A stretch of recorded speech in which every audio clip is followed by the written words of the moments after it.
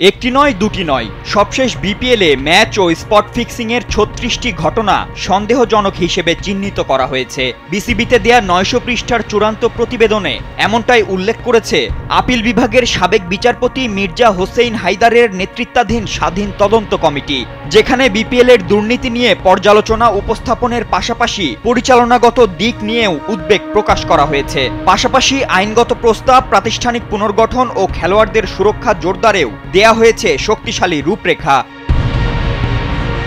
গেল বিপিএলে ফিক্সিংয়ের অভিযোগ ওঠার পরপরই তদন্তে নামে বিসিবি।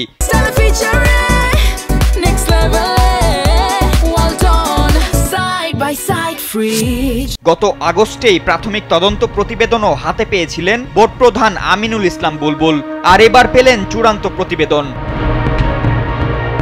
তবে তদন্ত কাজ শেষ হলেও এখনই সব তথ্য প্রকাশ করবে না বিসিবি।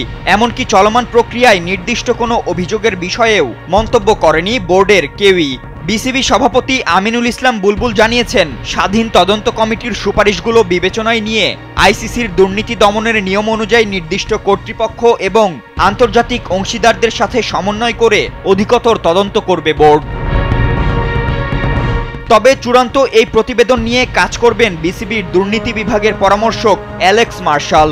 এছাড়া ক্রিকেটকে সুরক্ষার স্বার্থে বাংলাদেশ ক্রিকেট বোর্ড স্বাধীন ইন্টিগ্রিটি ইউনিট প্রতিষ্ঠা করেছে, যার নেতৃত্বে থাকবেন একজন স্বাধীন চেয়ারম্যান।